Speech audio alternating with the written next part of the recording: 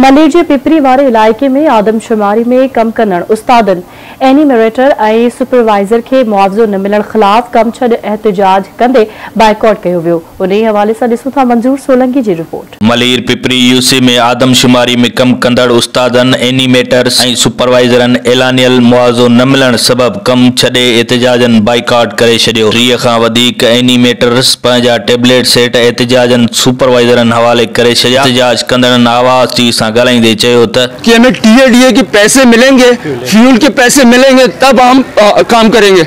सबने अपने टेबलेट जमा कर लिए, कोई काम नहीं कर रहा। बिल्कुल हमारी तरफ से जवाब है। और एक और शिकायत है, हमारी थर्ड पार्टी क्यों बनाई हुई है? जब हम हैं गवर्नमेंट मुलाजिम, हमारा अकाउंट है, सैलरी उसमें आती है, सब चीज़ें। अभी आपने ट्रेनिंग के पैसे सबका अकाउंट नंबर लेके अकाउंट में आपने कहेंगे हम अकाउंट में भेजेंगे, तो हमारे टीएडीए के पैसे और ब्लॉक के पैसे आप एसी और डीसी को क्यों दे रहे हैं? जेके असां पंहिंजे खीसे में खर्च करे वञूं था फील्ड में 500 खां 1000 रुपया रोज़ानो हर उस्ताद जो खर्चो है। ज़ाहिर आहे पंहिंजी पगार पंहिंजी तनख़्वाह में कढी करे वञणु ॾाढो मुश्किल है। रमज़ान जो महीनो हले तो पंहिंजी जेब एतिरी इजाज़त कोन थी ॾे।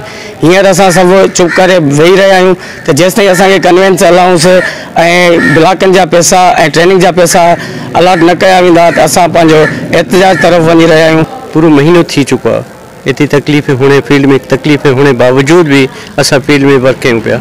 मगर असांखे जेको असांखे आसरा ॾिना विया त 2 हफ़्ते खां पोइ या 15 ॾींहं खां पोइ तव्हांखे फील्ड चार्जिस इन खां जेके तव्हांजे ॿियनि ठहे थो असां तव्हांखे ॾिनो वेंदो। मगर हिन महिल त पहिरीं तारीख़ थी चुकी आहे। ॿियनि यूसेज में ॿियनि जे डिस्ट्रिक्ट में ॿियनि कासिम खां अलावा हुनखे मुआवज़ो ॾिनो आहे।